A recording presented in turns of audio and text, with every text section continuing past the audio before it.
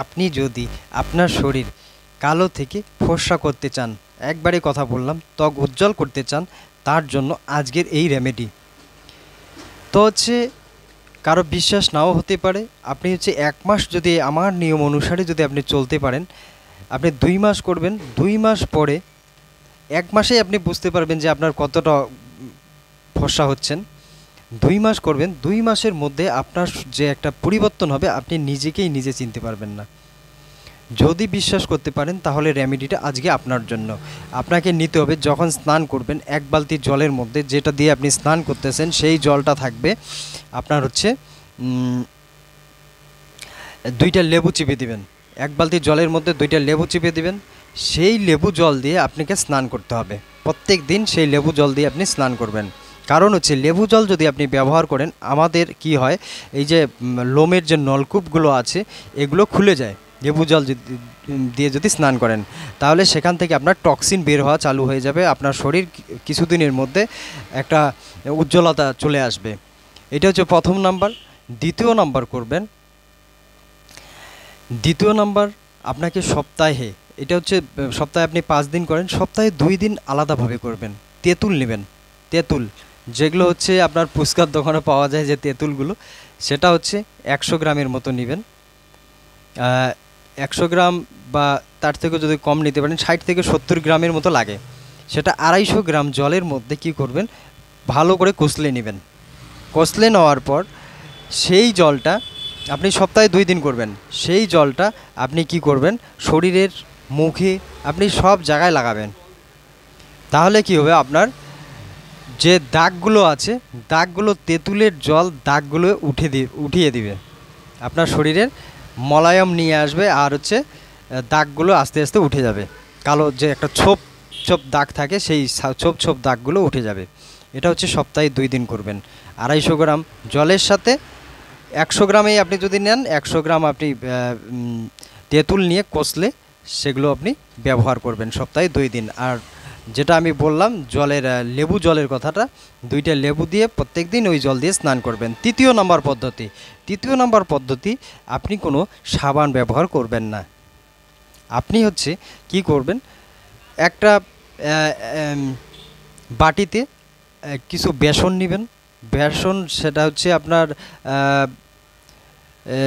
কোন বেসনটা নেবেন সেটা হচ্ছে আমি বলে দিচ্ছি। ছোলার যে বেসনটা আছে, ছোলা বুটের বেসনটা, এই ছোলার বেসনের আপনি কি করবেন, একটা বাটিতে নেবেন, সেখানে লেবু মিশ্রিত করবেন।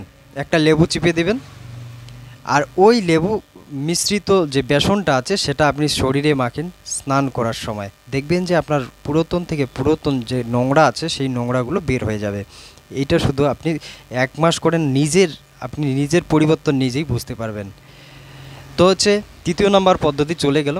এবার কিছু খাওয়ার প্রসেস নিয়ে আলোচনা করছি। খাওয়ার প্রসেস হচ্ছে, আপনি প্রত্যেক দিন যদি পারেন, আমি বিভিন্ন সবগুলো বিয়ার করতে পারবে না, তো হচ্ছে আমি যারা ব্যবহার করবেন যে কোনো একটা রেমেডি ব্যবহার করবেন। আমি 3টা রেমেডির কথা বলবো। আপনাকে আমলকির মোরব্বা যদি পারেন, আমলকির মোরব্বা এটা বাজারে পাওয়া যায়, বা বাড়িতে আপনি তৈরি করতে পারেন আমলকির মোরব্বা প্রত্যেক দিন আপনি সকালবেলা 3-4 মাস পর্যন্ত যদি খেতে পারেন তাহলে তো আরও ভালো হয়।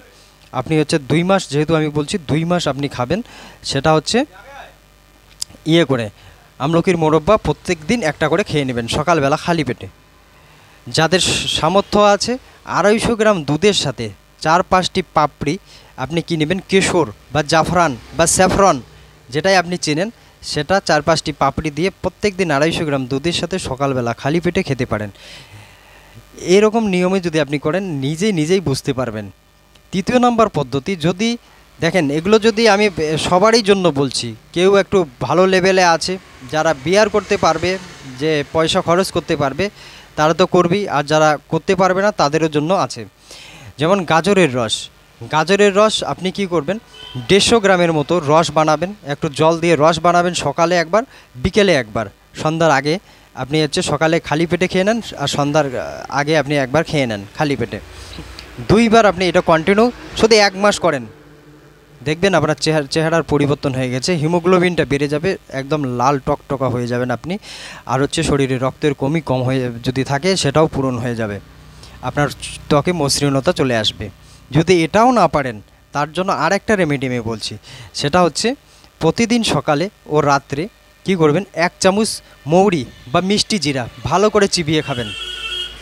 সকালে একবার আর সন্ধ্যার আগে একবার ভালো করে 1 চামচ মিষ্টি জিরা ভালো করে চিবিয়ে ভালো করে খেয়ে নিয়ে একটা ঠান্ডা জল, মানে ঠান্ডা, আপনি নর্মাল ঠান্ডা জল খাবেন, মানে ফ্রিজের জল না, এই জল আপনি পান করে নেবেন, এটা সকালে রাত্রে। তো এই পদ্ধতিগুলো সবারই জন্য, এই জন্য হচ্ছে ভাগ ভাগ করে বললাম। আর একটা পদ্ধতি করবেন কি, আপনার গায়ের যে আর মুখের যে উজ্জ্বলতা বাড়াবে, সেটা হচ্ছে আপনার যদি মুখে আরও বেশি গ্লেজিং চান, এইভাবে আপনার সমস্ত শরীর ফর্সা হবে। আর যদি মুখের একটু গ্লেজটা বেশি বাড়াতে চান, তাহলে আপনার কি করতে হবে, মুলতানি মাটি নেবেন 2 চামচ, মুলতানি মাটির 2 চামচ, গোলাপ জল দেবেন 2 চামচ, আর হচ্ছে দুধ, কাঁচা দুধ দেবেন।